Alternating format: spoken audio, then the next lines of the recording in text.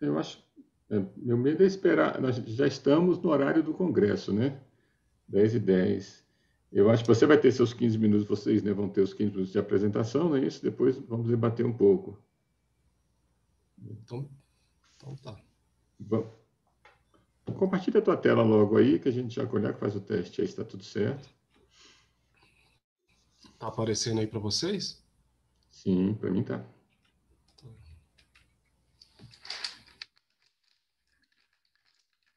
Quando o senhor quiser que eu comece, é só falar, tá, professor? Eu acho que para a gente manter o congresso pontual, né, nós estamos organizando de Brasília aqui também, que já vai acontecer, e a gente preza muito, para depois não cortarem a sala da gente, aí que no final eles cortam a sala, né? Eu acho, então vamos honrar. Bom, bom dia a todos, né? Bom recebê-los aqui no congresso. É uma honra ter aqui a apresentação do João Paulo S. e da Tatiana Albanês. Vamos discutir um trabalho sobre heterogeneidade e estrutura de dívida em relação ao capital de terceiros. Tá? João Paulo e Tatiana, vocês têm aí 15 minutos para apresentar o trabalho, depois a gente faz algum debate junto com a plateia. Obrigado aí pela presença de vocês, boa exposição. Obrigado, professor. Bom, então, começando, eu vou apresentar esse trabalho, né, que foi feito em parceria com a professora Tatiana. Eu sou o João Paulo, eu sou doutorando aqui da FEA USP, e a professora Tatiana também da FEA USP. E o nosso trabalho é intitulado A Heterogeneidade da Estrutura da Dívida Reduz o Custo de Capital de Terceiros, evidência para a amostra de empresas brasileiras. Então, aqui é uma pequena agenda, né, dos tópicos que eu vou tratar na apresentação de hoje, e já partindo agora para a introdução. Bom, essa questão da heterogeneidade, o que é heterogeneidade, né? Seria o uso de diferentes tipos de fontes de financiamento que a empresa acaba, né, usando esses diferentes tipos de financiamento para satisfazer suas necessidades de investimento. Então, a isso é denominado, né, um dos nomes que se dá é heterogeneidade da dívida. E essa questão da heterogeneidade, ela começa a aparecer mais fortemente na literatura, principalmente a partir de 2010, com o trabalho de Hall e Suff, né, que eles analisam, eles fazem assim uma certa crítica, digamos assim, aos trabalhos de estrutura de capital por eles não por eles ignorarem, de certa forma, a estrutura da dívida da empresa. Então, eles verificam que, na verdade, ali dentro não é algo homogêneo, como até então os estudos estavam tratando, né? Mas ali dentro da estrutura da dívida você tinha diferentes tipos de credores com características diferentes e eles começam a chamar a atenção para isso. Aí, anos mais tarde, aparece o trabalho do Colla, Hipólito e Lee, também chamando a atenção para isso, e a partir disso a literatura começa a partir disso começam a surgir diversos estudos analisando então a estrutura, a heterogeneidade da dívida, né? Então nós temos estudos sobre relacionando heterogeneidade, valor da firma, covenant, opacidade das informações contábeis e muitos outros começam a surgir a partir daí. Então, a questão que se coloca, então, quando a gente analisa esses estudos tá bom, mas qual que é o efeito, né, que a heterogeneidade da dívida pode ter sobre a firma? E o interessante é que quando a gente começa a ler essa literatura, a gente começa a identificar argumentos que são não consensuais. Então, por um lado, eu tenho argumentos que vão dizer, olha, a heterogeneidade da dívida, ela pode aumentar a eficiência do monitoramento, e pode também aumentar o poder de barganha da empresa. Por quê? Bom, com diferentes tipos de credores na estrutura de dívida da empresa,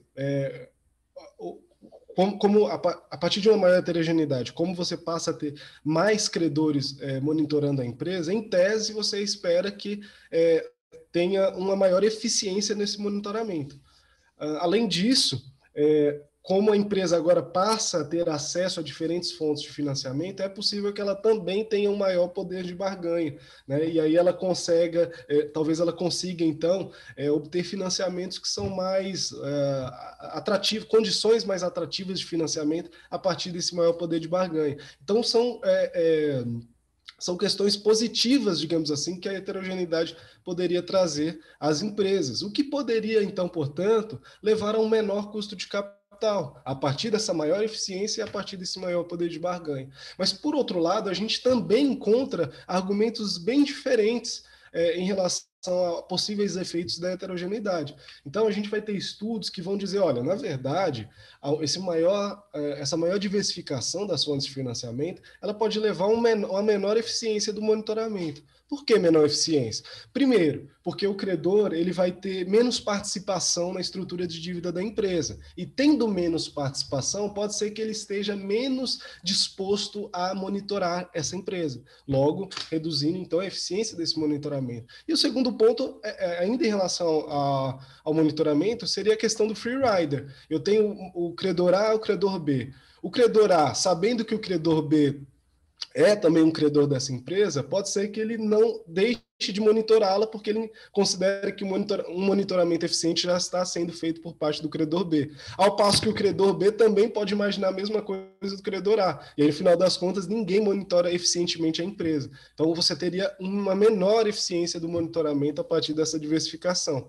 E outra dificuldade também que a gente pode ressaltar seria uma maior heterogeneidade da dívida relacionada com dificuldades de coordenação entre credores em caso de default. Porque quando a empresa entra em default, ela precisa eventualmente renegociar, conversar com seus credores para, por exemplo, pedir perdão de covenant, melhorar alguma coisa ali do contrato de financiamento.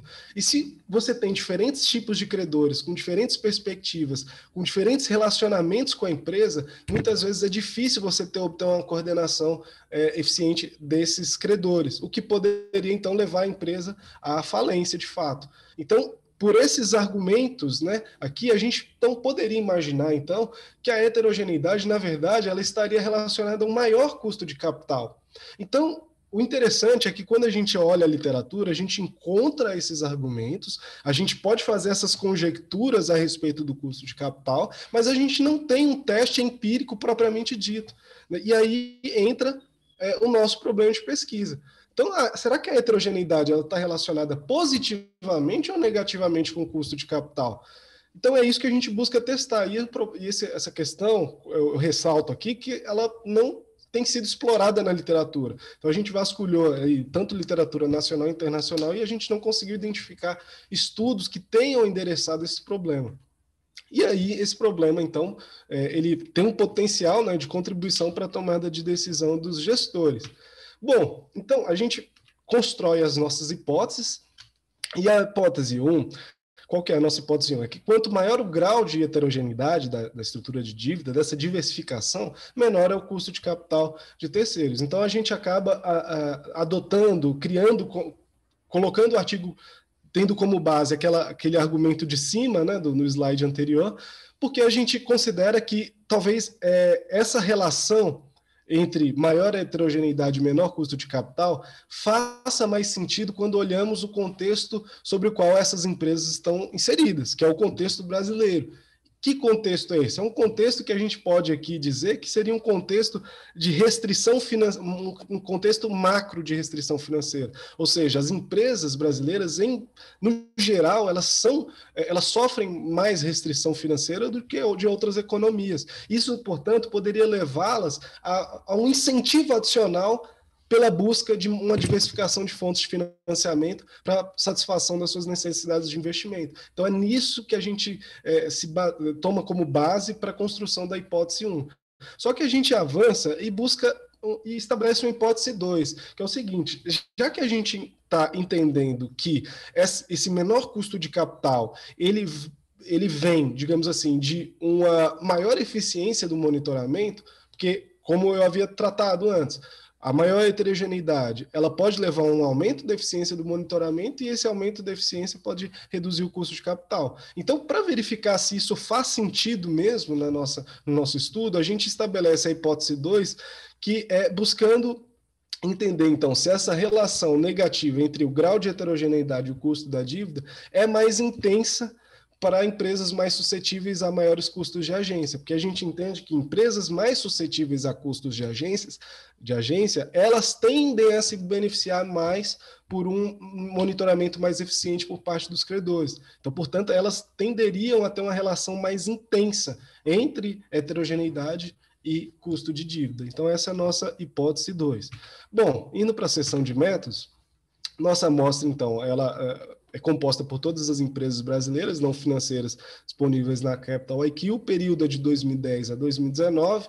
Então, o trabalho finaliza, né, com uma amostra total de 570 empresas, sendo 172 de capital aberto e 398 de capital fechado. O modelo econométrico principal é esse, cuja variável dependente é o custo da dívida, e aí a variável 5 minutos, viu, João? Quanto? Quanto? 5? Tá. E aí a gente tem o IHH, que é uma variável da heterogeneidade, né? Que aí ela vai de 0 a 1, quanto mais próximo de 1, mais heterogênea a empresa.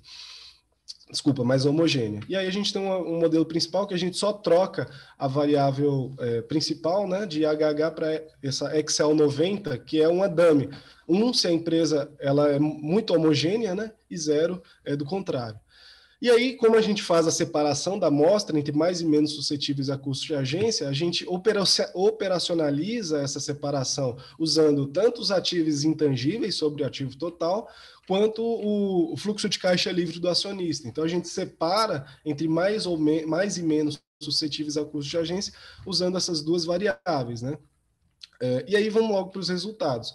Então, na regressão da amostra total, a gente percebe que o coeficiente mostrou-se positivo e significante, tanto para a variável IHH quanto para a proxy alternativa Excel 90, então mostrando que, de fato, existe uma relação entre quanto mais homogênea é a empresa, maior é o custo de capital. Ou, por outro lado, quanto mais heterogênea a empresa, menor é o custo de capital, o que acaba ficando de acordo, né, com as hipóteses que a gente estabeleceu nesse estudo. Aí aqui já é com a separação, né, da amostra. Então, separando a amostra, a gente percebe que as empresas mais suscetíveis a custos de agência, elas têm um coeficiente maior do que as empresas menos suscetíveis a custos de agência. Pode ser um indício, portanto, que de fato esse efeito possa ser maior para essas empresas mais suscetíveis a custos de agência. E aí, com a outra proxy, na verdade, as empresas menos suscetíveis, elas nem mostram significância, né? Só mesmo para as empresas mais suscetíveis. E aí, a partir disso, a gente tentou avançar um pouco na análise para verificar se essa relação poderia ser também uma relação não linear, né, digamos assim. Então, a gente adiciona uma variável aqui de heterogeneidade quadrática para verificar, então, se existe uma relação não linear. E a gente encontra essa relação linear para o grupo de empresas mais suscetíveis a custos de agência. Então, o que isso significa no final? Bom, que a relação entre heterogeneidade e custo da dívida, ela tende a ser mais consistente para empresas mais suscetíveis a custos de agência. E o que acontece?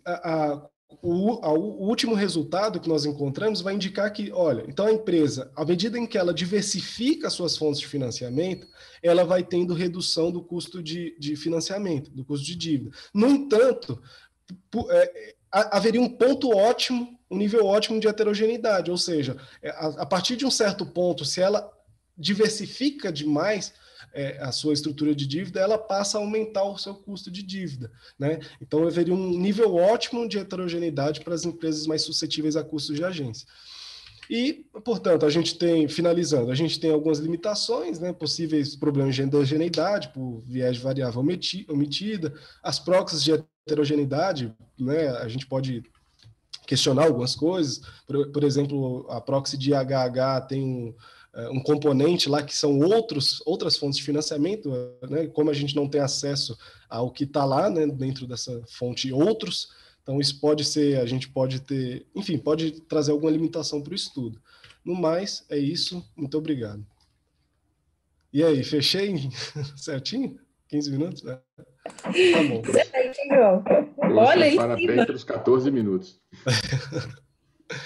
Pessoal, obrigado, eu fico aqui à disposição. Perguntas difíceis, pode passar para a professora Tatiana, que ela responde. Vamos lá.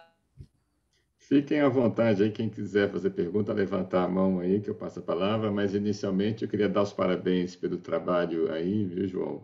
é claro, né, pela orientação aí da professora Tatiana, que é muito bom ver esses trabalhos na academia que tem a contribuição direta para o mercado.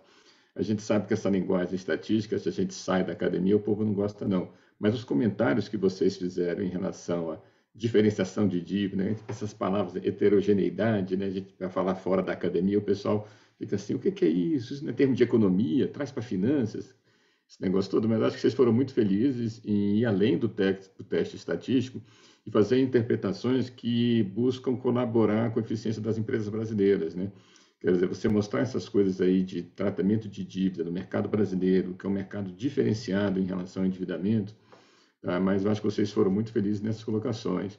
Outro ponto positivo é que mais de 50% das referências de vocês estão posteriores a 2015. Eu sempre gosto, apesar de eu ser um novo acadêmico, tive muito tempo no mercado, agora que eu sou recente do lado de cá da academia, né, com os puxões de orelha que eu levei, né, fazendo doutorado, tem que ter coisa atual, tem que ter coisa atual, não pode olhar coisa muito para trás. Parabéns, viu?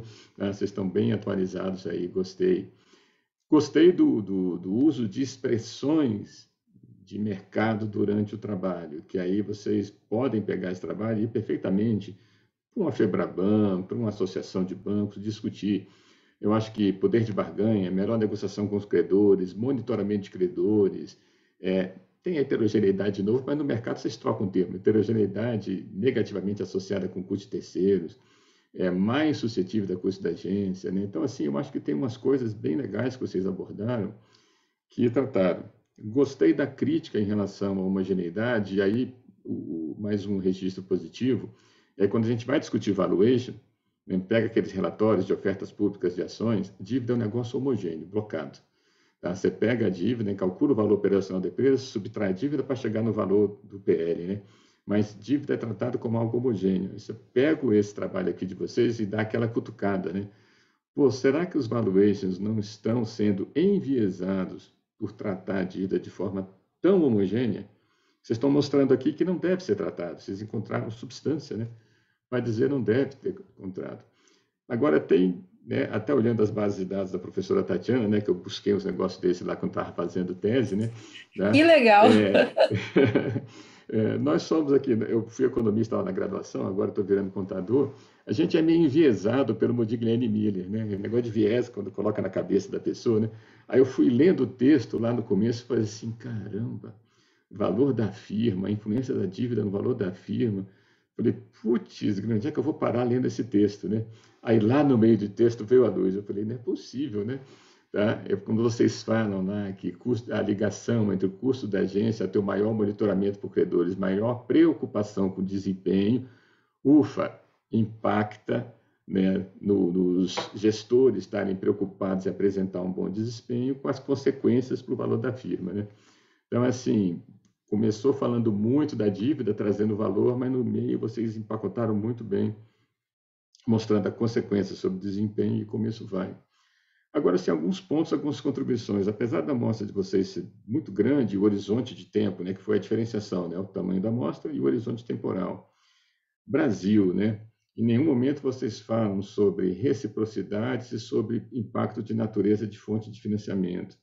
Eu acho que muito da homogeneidade de endividamento nas empresas brasileiras está em função do cara conseguir achar a porta do BNDES no país inteiro e do Centro-Oeste para cima, os fundos constitucionais.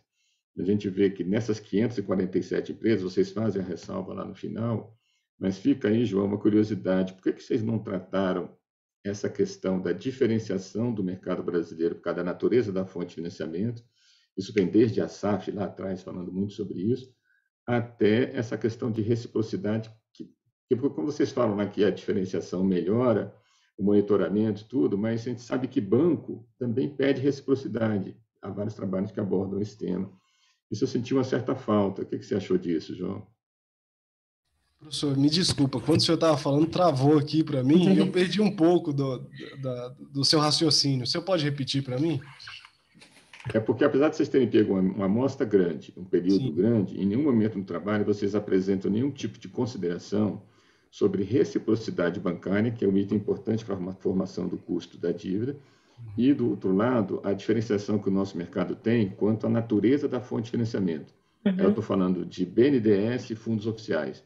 Porque quando o cara consegue essa porta, aí ele não discute heterogeneidade, não. Ele vai para a homogeneidade mesmo. É verdade. Com relação... Pode falar, professor.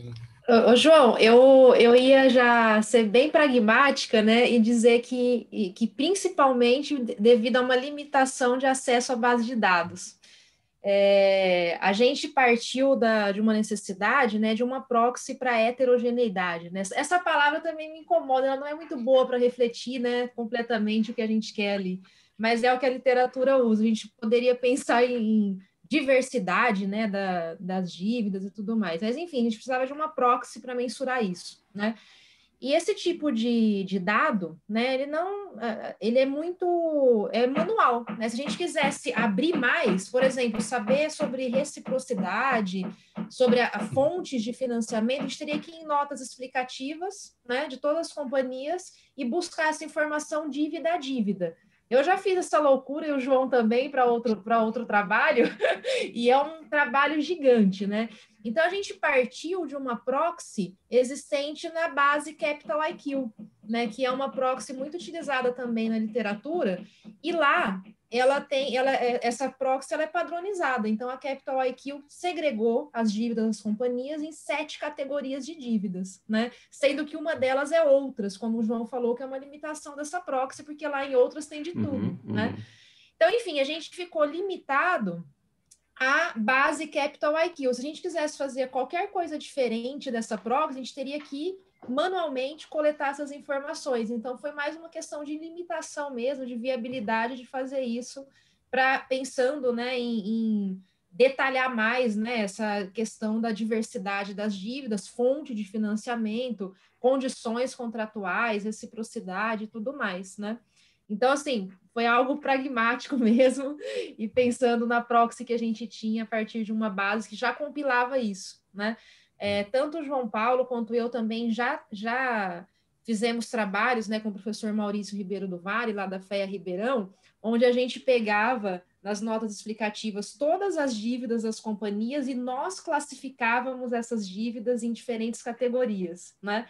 E como a gente tem essa base na FEA, da Capital IQ, a gente optou por trabalhar com ela também porque teria um respaldo na literatura, não é a gente que está classificando as dívidas nessas categorias, né? É essa base que já tem essa variável, né? E ela é muito utilizada na literatura. Então, a gente também usou para ter um respaldo na literatura dessa área, tá? Mas, João, assim, você tem algo mais também a acrescentar sobre esse ponto? Não, então, é só complementando, assim, professor, o que o senhor falou faz muito sentido, porque até como a professora falou, nós dois já trabalhamos com bases em que a gente coletou à mão. E nessas bases, a gente coletava, fazia essa segregação do que é bancos e do que é, por exemplo, bancos, crédito subsidiado, né? E a gente sabe o grau de importância que isso tem na estrutura de dívida das empresas. Então, de fato, quando na Capital IQ isso está tudo dentro do bolo de empréstimo bancário, a gente acaba perdendo um pouco dessa sensibilidade. Isso o senhor tem toda a razão. Mas aí, como a professora falou, né, foi essa limitação mesmo de não ter que voltar e pegar tudo em nota explicativa. Mas, enfim, é muito pertinente esse comentário do professor Sérgio, né, João? Isso é muito importante, né? A gente até já pensou sobre essas questões em outros trabalhos, né? Como a questão dos covenants, dos waivers, né? Que a gente tem trabalho quase saindo aí. E a questão também de dívidas, né? Via mercado de capitais, crédito subsidiado, crédito bancário, né? E tudo mais. E, enfim, para o nosso mercado, essa discussão é importantíssima, né? O Assaf discute muito isso também, né? Que no Brasil o custo de capital é função da fonte, né? De financiamento e não das características das empresas especificamente. E nós estamos aqui no Planalto Central, né? Daqui para cima, então os fundos constitucionais viram uma loucura, né? Quer dizer, o cara só vai para o mercado se ele não consegue o fundo constitucional. Tá? Sim, tem qual o incentivo, né, dele ir ao mercado, né, se ele tem essa fonte? Se ele tem a fonte. Só vai se não conseguir. Exato. Vocês abordaram, já que ninguém está levantando a mão, vamos ficar conversando nós aqui, né? Vamos lá, Vou estar muito quieto aí, viu? o Paulo que vai apresentar o trabalho, você tem que criticar o trabalho dele, se eles vão criticar o teu, viu, Paulo? Não, pois é. Deixa eu provocar aqui um pouquinho. Eu acabei. Bom dia, tá, pessoal? Bom Eu dia. acabei entrando um pouquinho atrasado, peço desculpas, tá? Porque eu tive problema com o Zoom. Eu entrei antes, né, como recomendado, mas ainda assim tive problema com o Zoom. O trabalho é excelente, né? Eu achei interessante a hipótese 2, né? Que ele trabalhou, né, as diferenças, né, entre a amostra e com base nisso esperou-se um resultado diferente, né? Eu achei realmente essa parte bastante interessante do trabalho. Legal. Outra coisa também foi a amostra. Essa base de dados eu não... é novidade para mim. Eu até anotei aqui para poder me atualizar, né? Procurar saber que base de dados é essa. A gente está tão acostumado com a B3 e parece que só tem Sim. ela, né? Na área de finanças, né? Mas não. É bom Verdade, saber que Paulo. tem outras bases. Eu vou me A atualizar, né, B3 é nessa base de dados. economática, né? A gente usa Pois muito. é, a gente fica E meio essa engessado, base, né? ela é muito rica e tem dados de empresas do mundo todo, né? E você tem acesso aqui na FE, se você precisar, você pode usar também. E ela é uma base que está presente em muitos trabalhos internacionais, então ela é uma base muito boa, confiável. Tem muitas Interessante. informações, assim, qualitativas, né? Que a gente teria que fazer à mão, como essa daí, da categoria das dívidas. Aham. Muito É interessante. legal mesmo Parabéns pelo saber, trabalho. hein? Obrigada. Assim, João e Tatiana, uma coisa que eu fiquei meio triste do trabalho assim é o ROI não ter dado significância, né? Que a consequência de tudo vai para o acionista, né? Eu falei, pô, se eu lendo o trabalho fiquei triste, imagino eles fazendo o trabalho, né? Porque esse negócio de significância estatística, na hora que a gente quer que a coisa dê certo, vai lá o modelo e trai, né? Mas aí vem a pergunta, né? Quando vocês falam de, vou usar outro termo, heterogeneidade, vou usar aqui na frente de vocês dois, diferenciação de dívida, né? Dívidas diferentes, um monte de dívida diferente lá, leva à redução do custo de capital de terceiros. Aí você puxa uma discussão, tá, para o custo da agência, com as consequências para os acionistas, por causa do desempenho melhorando, o acionista acaba sendo beneficiado, né? Por a consequência do monitoramento, o cara quer informar melhor desempenho, tá? Mas assim, mesmo o ROI tendo dado não significância, como é que vocês veem o acionista com essa discussão toda que vocês falaram sobre a diversificação? Ele que é o grande beneficiário da redução do custo de capital, claro, né? Mas nessa coisa que vocês discutiram bastante, quantidade de informação, como é que vocês viram o acionista nessa história toda? E também aproveitar e falar de alavancagem, já que vai falar de ROI. Desculpa, meu nome é Kleber, eu estou aqui também ouvindo. Eu sou da UNB, sou orientando Legal. professor Lustosa aqui na UNB. Pô, Olha, que duas legal. pessoas da UNB aqui, hein? Boa. Olha, eu acho que a gente volta aí para Modigliani Miller, né? O professor Sérgio começou falando de Modigliani Miller, né? E eu acho que é isso, porque no final das contas, né, quando a gente fala, pô, o objetivo da firma é gerar valor para o acionista, né? Mas é só para o acionista? Não, é para todo mundo, é que até chegar no acionista ela já gerou valor para toda a cadeia, né, de agentes, né? Então, essa questão, eu acho que bate muito no fato de que quem assume o risco financeiro da firma é o acionista, né? Então, quanto mais a empresa consegue otimizar aí a sua gestão, né, e chegar num menor custo de captação, no final das contas, ela tá beneficiando o acionista porque ele está assumindo um risco menor, né, de default. Enfim, a gente vai para aquela discussão de direito residual do acionista, né? Muito Modigliani Miller mesmo. E olha, uma curiosidade, né? Só para contar para vocês, né? Como que surgiu a ideia desse trabalho? O João foi lá e captou e falou, vamos fazer. E foi muito bem-vindo, assim, porque nas minhas aulas de administração financeira, eu sempre, em uma delas, né, sobre custo de capital e WACC, geração de valor, eu falava para os alunos, olha, uma empresa como a Petrobras, que tem acesso a diferentes fontes de financiamento, né, tanto o mercado interno quanto lá fora, emitindo bonds e tudo mais, é uma empresa que consegue reduzir o seu custo de captação, porque ela pega dívidas, né, a diferentes taxas e tudo mais, então é esperado que uma empresa como a Petrobras, grande, com acesso a diferentes fontes, tenha um custo de capital muito menor do que as demais, do que as empresas menores, né? Aí o João estava assistindo essa aula e falou assim, vamos testar. Vamos testar. Isso aí é literatura de heterogeneidade, né? E surgiu esse artigo. Era algo que eu sempre falava, mas não tinha testado. E aí o João estuda muito essa literatura de restrição financeira, de heterogeneidade, né? E trouxe toda essa fundamentação teórica para algo, professor Sérgio, que é aquilo, é mercado, né? O que a gente verifica na prática mesmo, né? Das companhias, né? Então, Poxa, é gostei da daí que surgiu contramão tudo aí, hein? isso. Começamos falando da contribuição da academia para o mercado, você fecha dizendo que o trabalho decorreu de uma informação do mercado, Exato, uma exato, é isso provocação do aí. mercado, né? É isso, né? Nessa aula eu sempre faço aí um valuation da Petrobras, lá desde 2013, que foi quando eu entrei na FEA como professora, né? E eu peguei a Petrobras e comecei a calcular geração de valor dela, né? Por meio das métricas tradicionais aí de custo de capital, WACC, EVA, né? E aí eu, desde 2013, eu faço essa análise e todo ano ela é atualizada, porque eu continuo ministrando essa disciplina, né? E sempre encontro lá um custo de capital de terceiros muito baixo para a Petrobras, né? Até nos anos que ela estava alavancada 5 vezes, né, o seu valor de mercado. Pô, mas o que explica isso? Heterogeneidade da dívida da empresa, né? Então surgiu disso mesmo, de algo que a gente faz no dia a dia ali, né? De valuation, como o professor disse aqui, e que certamente gera um viés aí nas precificações, né? Porque você vê que todo mundo se preocupa em fundamentar muito o custo de capital próprio, né? Porque é uma variável que não é observável, precisa de um modelo, e o custo da dívida é aquela medida padrão, né? Despesa financeira sobre dívida, né? Será? Uhum. E Será que é isso mesmo? ainda é perpetuado, né? Bom, Exato. obrigado vocês dois aí, parabéns pelo trabalho, né? Muito boa colocação, sigam em Agradeço. frente e discutam muito com o mercado, viu, João? Aproveita que você está com essa mentora aí e leva essas discussões para o mercado. Cuidado com a estatística no mercado, que o povo fica meio assim, Fica. refratário, mas o que Pois vocês é. concluíram está muito bacana.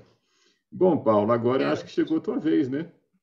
Vamos continuar com a frequência aqui. Vou Paulo, você que vai compartilhar. apresentar o trabalho Influência do Tamanho da Empresa sobre o Discurso Voluntário de Empresas, Exatamente. né? Posso Então, olha, compartilhar aqui, então? muito bem-vindo, compartilhe. Você tem aí seus 15 minutos para apresentar o trabalho, depois a gente faz as considerações aí. Só compartilhar aqui, só um momento.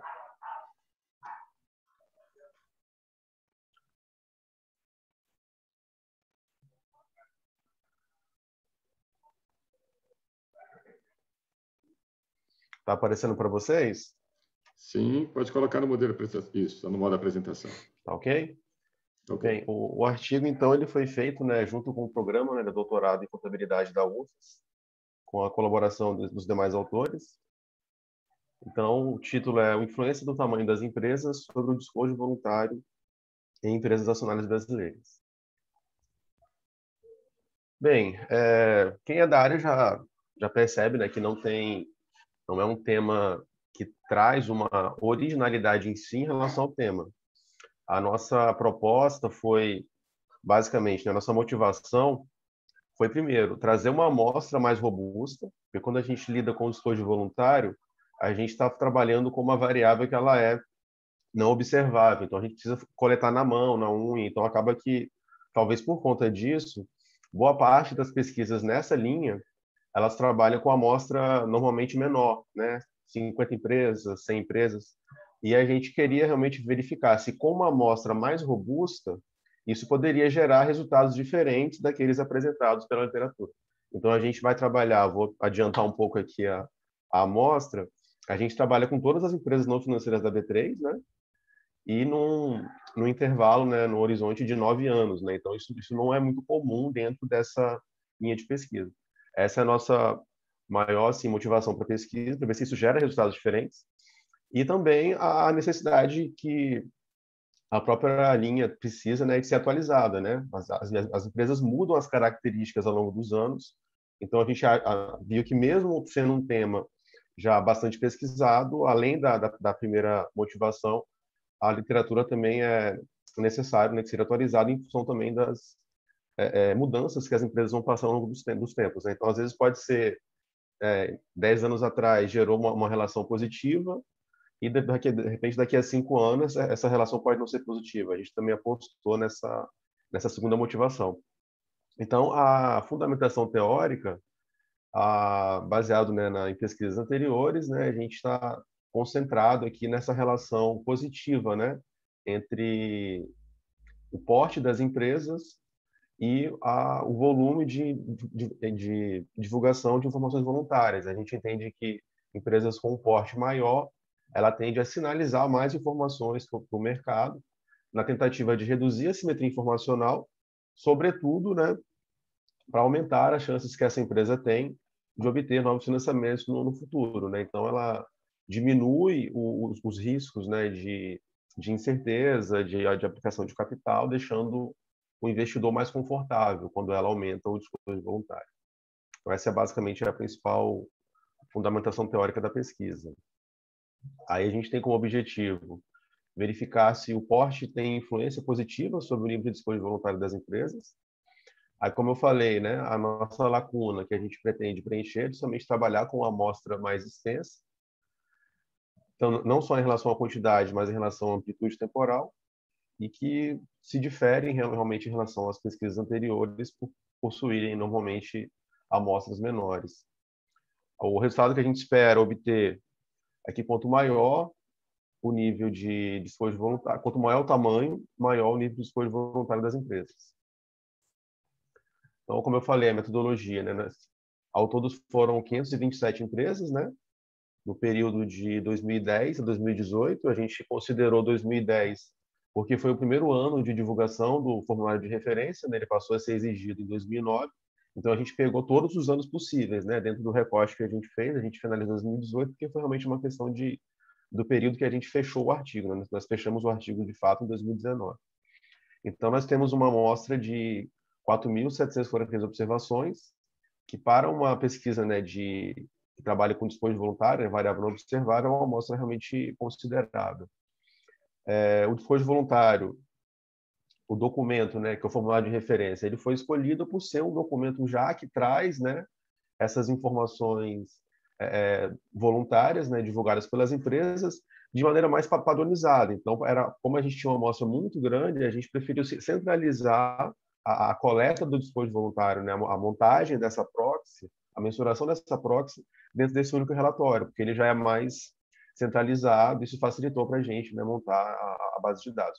Outras pesquisas utilizavam até algumas informações voluntárias das notas explicativas, só que, como eu falei, ela trabalhava com amostras de 50 empresas, com 200 observações. Então, a gente concentrou no formulário de referência. Aí, a forma de mensurar o disclosure, né, a gente adaptou o que havia sido proposto pela pesquisa de Mussi e Santos 2009. A gente atualizou, né, o índice, algumas informações que naquela época, em 2009, eram consideradas voluntárias, passaram a ser obrigatórias. Então, a gente fez essa atualização e ajustou, baseado na realidade também da nossa pesquisa, isso em 2019. E, basicamente, foram 26 informações que a gente procurava dentro desse formulário de referência, e, com base nisso, a gente fazia a mensuração, né, que variava de 0 a 100%. Então, se a empresa tinha das 26 informações possíveis, se ela informava 13, ela tinha um índice de disponível voluntário de 50%. Se tivesse as 26, 100%. Dessa maneira, a gente mensurou o disponível voluntário. Como a variável dependente ela é contínua, né, nós utilizamos, então, a regressão linear múltipla, né, com efeito dadas em parâmetro de efeito fixo. O modelo econométrico, a gente estimou ele baseado também nas principais pesquisas da área, tanto na literatura internacional quanto nacional.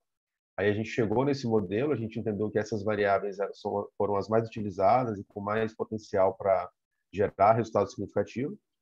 Então, a gente tem a nossa variável de interesse é o tamanho das empresas, e a gente quer identificar se quanto maior o tamanho das empresas, maior o esforço voluntário. E temos outras variáveis também de controle, né? Ambas com relação ao resultado esperado positivo, né? O empréstimos e financiamentos, o ROA, alavancagem financeira, liquidez acionária e liquidez corrente, ambas esperando resultados positivos na relação com o índice de esforço voluntário das empresas da B3.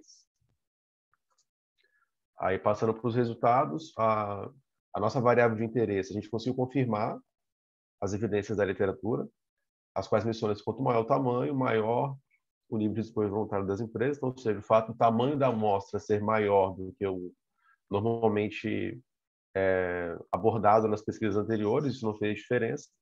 Mas a gente tem nas variáveis de controle alguns resultados que chamaram a atenção, né? Porque se destoaram das pesquisas anteriores. Então, com relação à alavancagem financeira, a gente encontrou uma relação contrária, vamos dizer assim, né, em relação à literatura, né? A gente verificou que quanto maior a alavancagem, na verdade, menor foi o nível de esforço voluntário, né? E esse resultado diverge porque encontra-se normalmente um resultado positivo, né, da relação da alavancagem financeira com o esforço voluntário. Então a gente pressupõe, a gente não tem como afirmar, mas a gente sugere que pode ser que o tamanho da amostra possa alterar essa relação. A gente não está afirmando que a gente não controlou isso, mas a gente é uma sinalização, até mesmo para pesquisas futuras. As variáveis empréstimos e financiamentos obtidos. Rentabilidade, que a rentabilidade chamou muita atenção, de fato, por ela não ter sido significativa. O mesmo aconteceu também com liquidez acionária e liquidez corrente. Então, rentabilidade e liquidez acionária, normalmente, a literatura apresenta como variáveis significativas, né? E a nossa pesquisa encontrou que não houve resultado, não houve estatística, não foram estatisticamente significativas. Então, a gente também ficou um pouco surpreso, né, com esses resultados. E aí, nesse ponto, a gente identificou que, de fato, não tem potencial, né? Eu estou num doutorado, então eu sei que não tem potencial para escrever uma tese, né, sobre esse. Eu até entrei com esse tema no doutorado, mas eu já identifiquei que a gente não vai prosseguir com ele, né, para fim de doutorado, mas a gente ainda quer trabalhar esse artigo e dar uma lapidada para buscar uma publicação numa revista, né? Então a gente está vindo para o Congresso mais para isso. Então a gente entende que realmente a literatura precisa de acompanhamento e atualização, né? Porque as evidências elas não são perpétuas, né? Com o passar do tempo, acredito eu que com as diferenças que as transformações que as empresas vão passando, isso pode gerar, né, resultados diferentes. Como contribuições, né, que a gente entende que o artigo gerou. A gente ratifica, né, uma evidência da literatura, né, de relação positiva entre tamanho e desflojo voluntário das empresas. E, como contribuição teórica, a gente confirma e atualiza a literatura. Como contribuição prática, a gente defende também que o despojo voluntário ele é uma ferramenta que pode ser utilizada como mecanismo de gestão, que ele é capaz de reduzir a assimetria e isso pode aumentar, né, o grau de confiança dos investidores, diminuindo assim, né, o risco de aplicação de capital quando ele está no processo de tomada de decisão e qual empresa investiu ou não. Então essa basicamente é a principal contribuição prática que o trabalho encontrou. Eu agradeço pela atenção e finalizo a apresentação. Estou aberto aí a dúvidas. Bom, Paulo, parabéns, né? Apesar como você bem falou, né, o tema recorrente, esse tema me trouxe um saudosismo danado, porque eu trabalhei numa empresa muito grande durante muito tempo, e em meados da década de 90, nada como ser velho, né? Essa empresa começou a fazer o RI e a controladoria. E aí foi uma briga danada da contabilidade, que a contabilidade falava assim, deixa que eu informo, não precisa desses caras aí não. Tá? Porque tudo sai da contabilidade, então para que cria relações com investidores e controladoria se a base de informações é contábil, né? E o dilema era exatamente esse, né? A contabilidade estava informando muito bem a parte societária, mas a parte do mercado, o investidor e a parte de custos, toda a parte de contabilidade gerencial, né? Que era a controladoria naquele momento, né? E toda a parte de mercado, a empresa precisava, né? Era uma estatal, então precisava arrumar acionista fora, tá? do governo, e para arrumar acionista fora do governo tem que informar, tá? Tem que divulgar. Sim. Então, como você colocou muito bem, que o tema é bastante discutido, mas eu acho que ele não sai de moda em momento algum. Tá? Eu acho que aí vem a oportunidade, porque a empresa precisa informar. Tá? E aí vem, assim, eu gostei das abordagens de vocês, né? Eu acho que muitas referências atuais, Tá? Vocês estão mais de 65 das referências de vocês posteriores a 2015, né? Isso é uma Sim. coisa que, viu, Kleber, na UNB o pessoal cobra bastante, né? Tem que ter referência atual, vocês estão de parabéns. Sim, Eu sim, com acho, certeza. eu acho que essa questão de falar de funding, né? A empresa precisa de funding, né? Então, as consequências do disclosure uma melhor captação. Isso aí mostra até uma correlação aqui do teu trabalho com o trabalho anterior que foi apresentado aqui, estrutura de capital. Tá? Agora, tem algumas coisas para a gente debater, aproveitar a oportunidade que você colocou em campo, né? Tem uma chatice de pessoal que está na academia, né? Você citou um quadro 2 lá e eu saí atrás do quadro 2. O quadro 2 não existe, só existe a tabela 2. Tá? Isso é Ah, é? chatice Sim. né? Não, vou ajustar. Aquelas coisinhas, você vai publicar esse negócio aí, né? Tem um ponto que eu achei assim, vocês explicaram bastante, não vou discutir os testes, né? Mas assim, o disclosure ele acaba contribuindo mais para o desempenho da empresa. Aí talvez eu tenha ficado influenciado pelo trabalho anterior e o teu era o primeiro, né? Nós invertemos a ordem porque você teve problema na entrada. Sim, sim. Então, o disclosure contribui mais com o desempenho econômico-financeiro ou com a captação? Como é que você viu isso com a quantidade de dados, que você também usou muito dado, né? Se o disclosure voluntário contribui mais com o desempenho ou captação? É. Bem, na verdade, assim, a literatura do disclosure, ela acaba se inclinando mais na relação com o desempenho, né? Então, a gente justamente tentou trazer o artigo mais para uma literatura que relaciona o disclosure com a captação, porque é um tema menos abordado, né? Principalmente na literatura brasileira. A literatura internacional ainda traz um pouco mais, foca um pouco mais na relação do disclosure com a captação de financiamento. Então, a gente justamente tentou se debruçar mais sobre essa relação do disclosure, discutindo ele no contexto da relação dele com a captação de financiamento, que a gente também entende que ele tem esse potencial, né? Quando reduz a simetria e sinaliza mais informações para o investidor, a gente entende que ele fica um pouco mais seguro para tomar decisões de aplicar ou não capital em determinada empresa. Então, a literatura brasileira, principalmente, debruça mais sobre relação com desempenho, e a gente já tentou trazer mais para essa linha, né, de relacionar mais com o financiamento. Mas eu ainda acho, até pelos resultados, né, que tem uma relação mais forte com o desempenho. E vocês falam também, até se cita o caso lá do Egito, né, nessa questão de governança, né? Tem uma colocação lá no meu trabalho que vocês falam assim de tamanho de conselho, né? Será que nessa situação não estaria ocorrendo um trade-off? As empresas estão ampliando o conselho para buscar maior representatividade. Ao buscar maior representatividade e hoje em dia, né, a questão da independência, tem que informar mais. Nesse caso, até pelo que vocês falam do caso do Egito lá, o despojo não está indo na contramão, não, porque você está aumentando o conselho, a informação não está ficando interna. É uma colocação realmente interessante. A gente não trabalhou muito, né, com essa hipótese, né? Mas de fato faz sentido. É algo a ser realmente investigado, até, né? De repente fazer uma releitura, né, do artigo que a gente fez a citação para tentar esmiuçar melhor, né, essa hipótese, né, que você está levantando.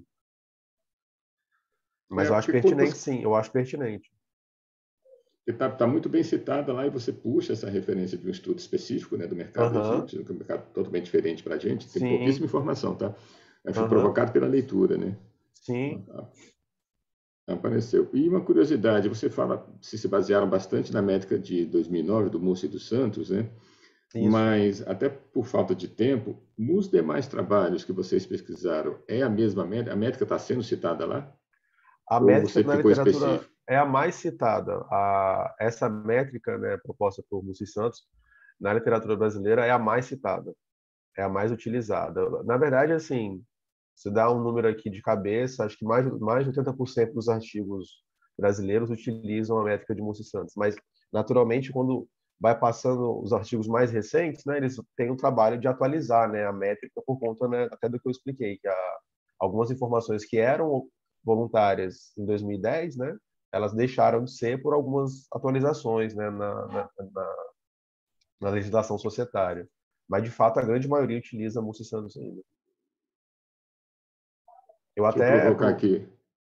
Diga. eu pretendo ainda manter o disclosure, né? Eu estou ainda com o tema do disclosure, mas relacionando em outro cenário, né? Em um paradigma totalmente diferente, né? Do que esse que eu apresentei aqui. E aí a minha ideia até para o doutorado é eu mesmo criar uma própria métrica. Eu não mais atualizar a de você, sim, criar uma própria forma de mensurar o disclosure voluntário, né? Mais uma originalidade para a tese também. Uhum. Tem muita gente mexendo nisso, né? Você vê esse negócio de ESG, Suzano e BTG estão dando um show aí em mudança na forma de informar, né? O tal do Sim, usuário da informação contábil, exatamente isso, né? Para modernizar o conceito de parte interessada, né? sim, Dando sim. Deixa eu provocar aqui o João aqui. João, agora é tua vez de dar uma cutucada lá no Paulo, pô.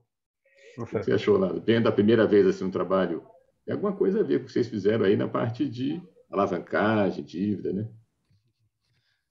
Bom, primeiro, parabenizar o Paulo e os demais autores, muito interessante o trabalho. Obrigado. Paulo, eu fiquei pensando, enfim, eu não li o trabalho, então pode ser que eu fale uma besteira aqui, mas será que não seria interessante você estabelecer um controle por setor? Porque o que eu fiquei pensando? Pode ser que o disclosure, o volume de disclosure, ele tem uma certa variabilidade a depender do setor. Setores que fazem um disclosure maior do que outros. E se isso for verdade, pode ser que os seus resultados, assim, isso pode gerar um problema nos seus resultados. Então, para você evitar qualquer tipo de questionamento nesse sentido, eu acho que eu colocaria um controle lá de setor, sabe? Enfim, mas não sei se isso faz sentido, o quanto que isso faz sentido. Não, faz sentido sim. Você está falando colocar uma variável de controle ou realmente separar as empresas por segmento, da Não, amostra inteira? é porque, assim, você fez controle de efeito fixo de firma, né? E Isso. aí você faz como um teste adicional, uma estimação adicional, ao invés de colocar a dummy na firma, colocar no setor, entendeu? Vai ficar setoriano, Ah, entendi. Perfeito, tá? perfeito, perfeito, Bom, perfeito. concordo Tem outra coisa plenamente, assim que viu? eu faria também, mas não sei se... Ah, desculpa, professora, eu te interrompi. Não, ia dizer que concordo. Eu acho que esse efeito controlar por setor, eu não sei se você controlou também por tempo, né? Porque Não, existe uma variação muito grande na divulgação de forma temporal também. Eu acho que seria importante. interessante, obrigado.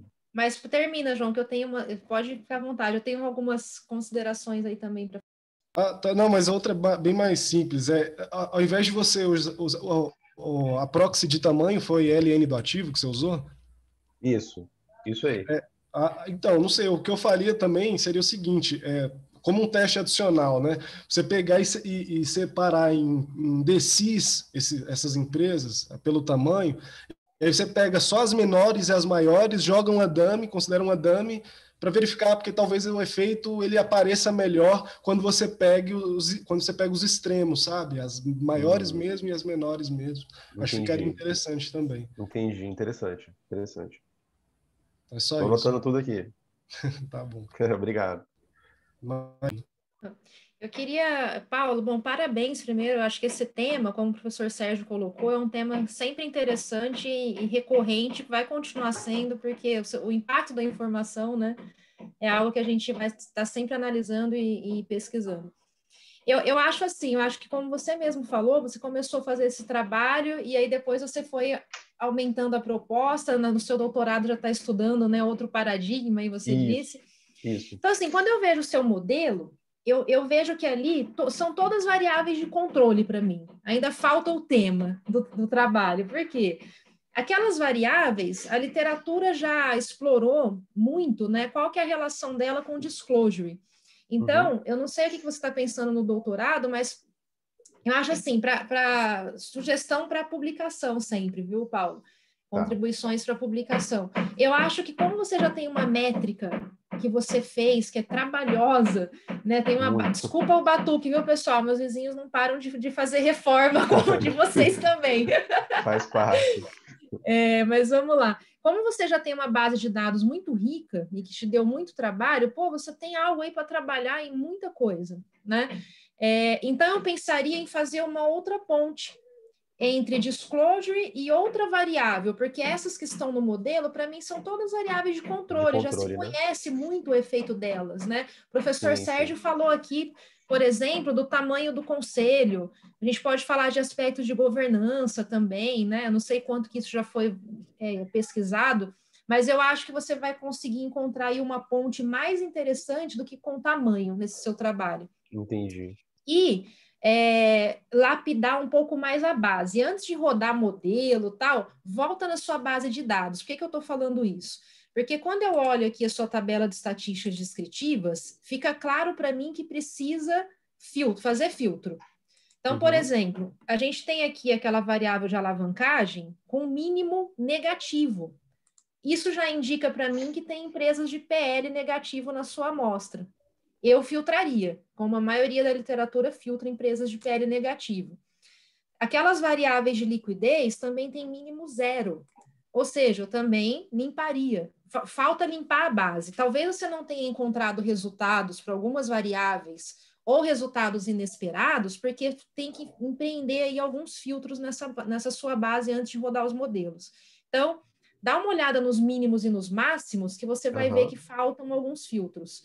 PL negativo, variáveis que são iguais a 0, né? Enfim, tratar os outliers, pode ser uma insorização, não sei se você chegou a fazer, né? Para tirar esses extremos. Só complementando, a gente fez sim o tratamento da base, né? A gente tirou PLs negativos, a parte das informações não divulgadas, né? Informações zeradas, e também a gente utilizou a insorização. Provavelmente passou alguma coisa. Provavelmente é uma questão mesmo de revisar e ver o que passou, mesmo sendo assim, tratado. Ainda assim tem variáveis aqui com mínimos e máximos muito extremos. Então, volta na base e roda de novo os modelos que você vai ver que tem alguma coisa aí que está atrapalhando, tá, os modelos. Perfeito. Vou E é isso. uma Por último, só uma dúvida, Paulo. Você tem uma amostra de 527 empresas, né? Então, ou seja, você foi pegando um painel móvel, é isso, ao longo dos anos? Empresas que, inclusive, hoje já estão fechadas. Não sei se Porque hoje nós não temos 527 empresas não financeiras abertas no Brasil. É por isso que eu estou perguntando. Então, eu imagino... Então, o que é essa amostra? Eu não entendi. Ela é uma amostra que você pegou todos os anos, todas as companhias que estavam abertas, inclusive as que já fecharam. Isso aí, exatamente. A gente pegou todas as empresas naquele ano específico, e exceto as não financeiras. E a gente utilizou esse mesmo critério, essas mesmas empresas, para os demais anos. Por isso que ficou... Porque depois disso, a B3 ela atualizou, né? Tanto que quando a gente fez não lembro se já estava com o nome de B3, né? Porque tem pouco tempo que mudou, né?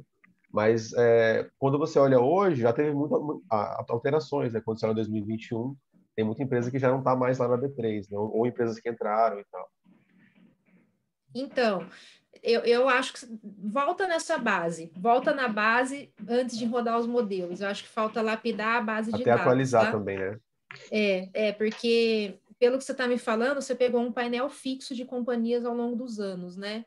E não porque a gente não tem essas 527 companhias abertas, infelizmente. Então, ou seja, tem companhias abertas e que já fecharam na sua amostra. Talvez esse seja um controle também para você fazer aí. Tá bom? Entendi, mas perfeito. É isso, Paulo. O congresso é para isso, é para a gente lapidar o trabalho. Então, de novo, parabéns. Esse tema é relevante. Falta você encontrar aí a cereja do bolo, que é fazer uma relação um pouco que gere um pouco mais de contribuição, que é o que você está fazendo no seu doutorado, né? É isso aí. Eu já tenho algumas ideias já de relacionar o exposure com outras variáveis para justamente tirar esse efeito que você falou muito bem, né? De as variáveis, na verdade, acaba que todas são de controle, né? Porque já está muito já discutido pela literatura. Mas agradeço, tá? A contribuição de todos. Paulo, obrigado. É a contribuição de todos. Malha bastante nesse negócio da base e eu sofri, até meu doutorado é recente, sofri bastante com isso, viu? E até esse negócio de fazer essa agregação e dividir, confrontar um pedaço da amostra contra outro pedaço, que isso que o João Paulo falou, sabe? Tive que segregar em grupos, estava testando gerenciamento de resultados, sabe? Apanhei muito. Auditoria de base de dados é o termo que a gente usava aqui, viu, Tatiana? tá? Porque o pessoal cutuca Aham. mesmo. E esse negócio de confrontar um pedaço da amostra contra o outro acabou saindo muito legal. Achei um artigo lá fora que eu fiz isso e foi a salvação. Já estava Que bom. desesperado que eu não conseguia comprovar, mas aí, não, vamos separar essa base, vamos confrontar um lado contra o outro. É sempre assim, né? No doutorado a gente encontra solução até em sonhos. Atenção. A gente vai Principalmente dormir nisso, viu? pensando e sonha com a solução. É verdade. Terrível Isso é essa fase, verdade. terrível. Olha, É chegamos no nosso horário verdade. final. Parabéns para os dois projetos. Eu acho que os dois têm que ir em frente. Muito legal ter vocês aqui. Prazer te conhecer pessoalmente, Tatiana. Já conhecia suas Igualmente, bases de igualmente. dados, viu? Que Muito legal, fico legal. feliz. A gente monta aquele site, coloca as coisas, nem sabe, né, quem está acessando, o tamanho do acesso, né? Então, eu fico bem feliz quando eu vejo que tem pesquisadores achando aquilo útil. Tem que correr atrás de base de dados. Um dia a gente tem que É, passar por uma exato. prova, né, Paulo e João? Né? Vocês vão lá, Kleber também, que está aí no doutorado. Parabéns para todos aí. Obrigado pelas contribuições. Parabéns. Sucesso para vocês. Até o próximo congresso. Até, Obrigado. prazer estar aqui com Obrigado, vocês. Parabéns, Sérgio. João e Valeu. Paulo, Tchau, pela pessoal. apresentação, viu? Muito Obrigado. Parabéns a obrigado. todos aí. Valeu. Parabéns. Abraço, se cuidem. Abraço. Abraço, Um pessoal. abraço.